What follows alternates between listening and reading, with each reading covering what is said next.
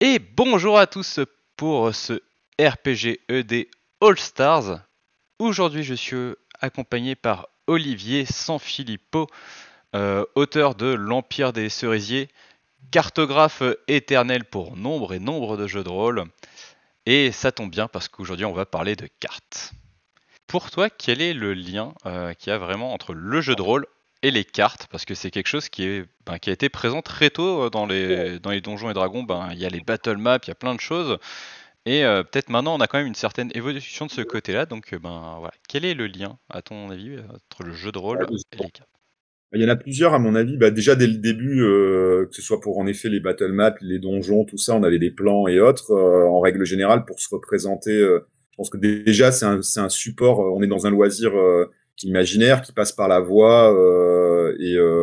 Ça permet d'avoir déjà un ensemble de représentations communes, ne serait-ce que sur le territoire, quel qu'il soit, hein, dans lequel on va évoluer. Donc, je pense qu'à la base, par exemple, pour les donjons et dragons, déjà c'était lié au système, hein, avec déplacements et autres, mais ça permettait que tout le monde voie à quoi ressemblait le donjon, dans quelle salle on arrivait et autres.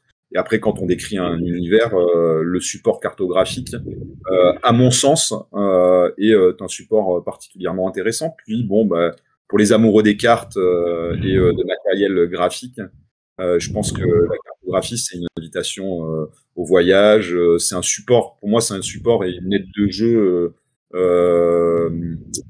à part entière. C'est-à-dire que on peut imaginer et créer des histoires rien qu'à partir d'une carte, quoi. Je pense que ça fait partie de. Enfin voilà, ça procède à mon sens de tout ça. Donc support, aide de jeu, euh, promoteur d'aventure et imagination, quoi. C'est vrai que tu soulèves un point intéressant parce que maintenant, en dehors des cartes vraiment, on va dire purement stratégiques, purement tactiques, où on va voir la disposition des différents éléments, on a ces cartes qui sont un peu des cartes de paysage, des cartes qui vont nous aider à poser l'univers plutôt qu'avoir une utilité vraiment purement pratique autour de la table de jeu, à comprendre comment on se met les uns par les autres. Ouais, ouais, en fait, en plus, c'est marrant parce qu'en fait, initialement, enfin, en tout cas, moi, c'est l'impression que j'ai eue enfin, dans le boulot, entre quand j'ai commencé, ce que je voyais avant, et maintenant, c'est qu'il y a vraiment une évolution, en fait, du métier de cartographe dans le milieu du jeu de rôle et de la fantasy, en fait, de manière globale. C'est-à-dire qu'avant, en gros, un cartographe, il y avait pas deux cartographes, on ne disait pas qu'on était cartographe, c'est souvent un illustrateur qui allait faire la cartographie d'un univers ou autre. Et en fait, ça fait au moins une bonne dizaine, ça fait une petite dizaine d'années, peut-être un peu moins, où il y a vraiment eu l'émergence de plein de cartographes dans le milieu de la fantasy et qui sont strictement cartographes en fait. Enfin, strictement cartographes, c'est-à-dire ils peuvent bosser à côté, comme moi par exemple, en tant qu'illustrateur, mais on dit plus je suis illustrateur et je fais de la cartographie. C'est je suis illustrateur et cartographe. Donc, enfin, je pense que il y a eu un développement à ce niveau-là et ça s'en ressent. On a aussi des cartes artistiques, enfin des cartes artistiques beaucoup en fait qui je pense que on n'a pas, enfin à moins de jouer vraiment dans des univers très enfin je veux dire très réalistes.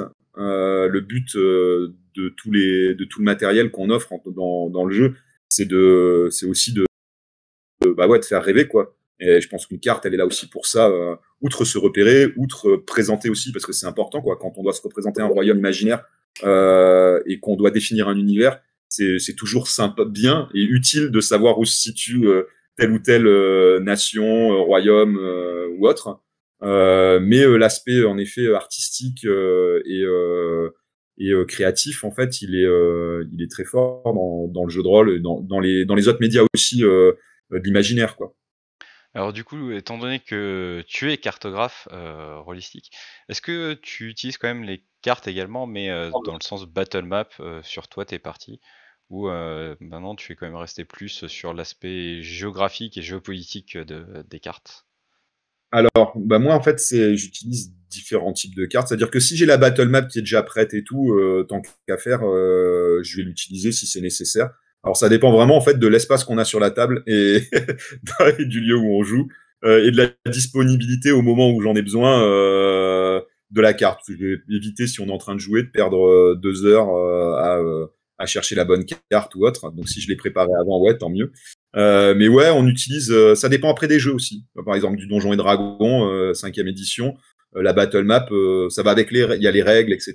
Donc c'est intéressant. J'avoue que l'Empire des Cerisiers, jusqu'à présent, j'en ai pas spécifiquement utilisé, je crois pas. Même si j'en ai qui sont en cours de réalisation.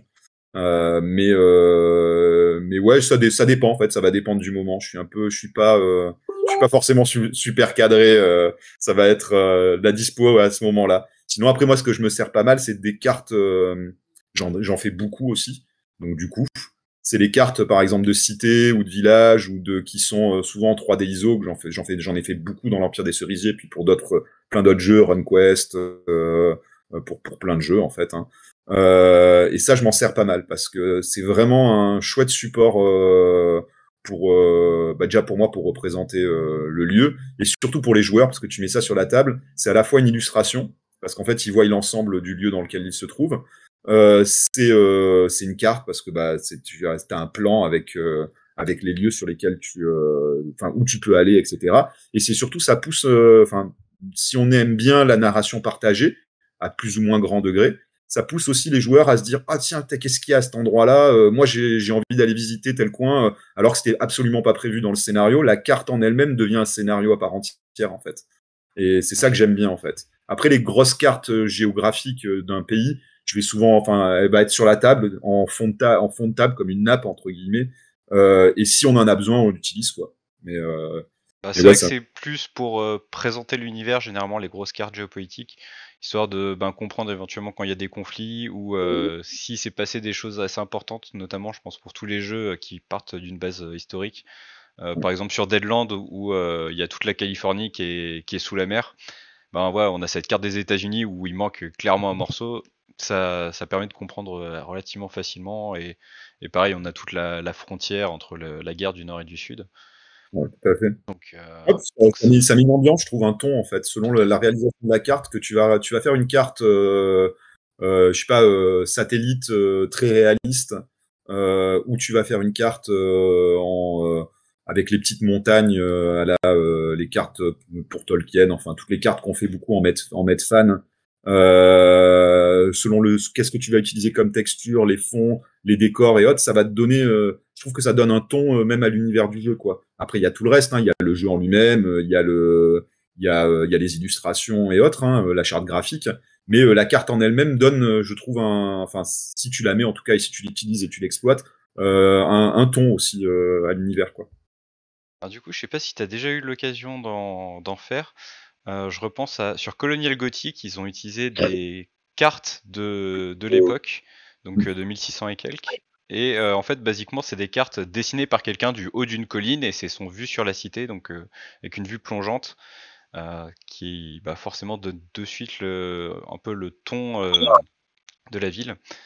Même si, en point de vue carte pure, ça reste un petit peu limitatif et compliqué à s'y repérer, mais je trouve qu'en termes d'ambiance, là, c'est assez incroyable.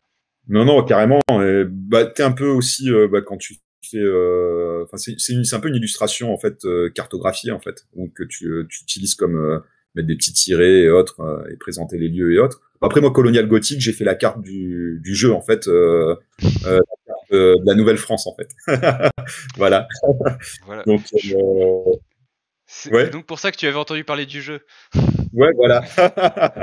Ouais, avec Batro, ouais, j'ai fait la carte de la Nouvelle-France. D'ailleurs, c'était assez rigolo parce que là, du coup, je me suis basé sur une carte de l'époque en fait, qui représentait la Nouvelle-France. Et on a gardé en fait, je l'ai toute refaite, toute retracée et autres. Hein. Mais on a gardé en fait, il y avait des erreurs de l'époque hein, qui sur des rivières. Qui en fait sont à des endroits, il n'y a pas de rivière à cet endroit-là, ou des rivières, deux rivières qui ont le même nom, alors que non, ça devrait pas, des lacs qui existent sur la carte, mais qui en fait finalement n'existeraient pas en réalité. Et c'est marrant parce qu'en fait, par exemple, je vais prendre l'exemple du fleuve du Saint-Laurent. En fait, tous les abords du Saint-Laurent sont plutôt bien cartographiés pour l'époque, hein. Mais dès que tu t'éloignes, en fait, les distances, tout se distord en fait. Et finalement, on a gardé en fait volontairement toutes ces incohérences en fait par rapport au vrai, enfin un cadre géographique réel, parce que la carte en fait devient vraiment un outil et un comment dire un support à créer des scénarios ou des rebondissements. C'est-à-dire que la carte technique, enfin La typiquement carte tu est la fausse, files. Ouais, bah oui, oui. tout En fait, simplement. Donc typiquement, ouais. tu la files dans les mains d'eux-mêmes et c'est la carte la plus juste, entre guillemets, de l'époque, Mm. quoi. Donc, en fait, tu la files dans les mains des PJ et puis ils vont estimer, en fait, le temps, à eux d'estimer par rapport aux dimensions parce que du coup, on a gardé l'échelle et tout, quoi. Donc, ils vont se dire, ah bah tiens, il y a tant de kilomètres, tout ça. Bon, on est à travers la forêt et autres, donc ça va prendre X temps. Faut prévoir des provisions pour 2 semaines de trajet. Et puis, en fait, finalement, tu vas mettre un mois à traverser. T'as une rivière, une grosse rivière là où il y avait rien du tout sur la carte, et inversement, t'as pas de rivière là où tu devais faire ton ravitaillement et ton point d'eau. Puis bon, bah, qu'est-ce que c'est que ces lacs enfin, ça peut être des lacs qui apparaissent et disparaissent, j'en sais rien. Enfin, tu vois, tu peux trouver. C'est-à-dire que la carte en elle-même, ça devient du matériel vraiment de jeu, mais de jeu pour les joueurs et de d'aventure en fait, parce que Mm. enfin, pour moi, ça, c'est bien si ça dépasse le cadre enfin, une carte, c'est fait pour être utilitaire en fait. C'est pas juste une illustration. Donc, ça peut être utilitaire, bah voilà, géographiquement parlant en fait, ou géostratégiquement parlant, ou c'est parce que tu as aussi les maps, les maps mentales et autres quand tu fais ton scénario et autres, les relations, une map relationnelle entre les personnages d'une campagne ou autre. Tout ce qui est mind mapping aussi, tout ça, ça c'est fait pour être utilitaire quoi. Donc enfin, la carte juste en déco, c'est bien sur un mur, c'est bien pour décorer ta table, mais après c'est bien aussi si elle peut en plus servir de matériel de jeu vraiment en fait. Enfin en tout cas à mon avis. Bien, écoute, ça me semble un excellent avis. Et c'est sur ces mots que l'on va se quitter. Merci encore d'avoir été avec moi pour ce petit RPG ED. Bah Et, merci à toi, hein, mais, carrément. mais de rien. Et pour vous autres qui nous regardez, je vous dis à demain.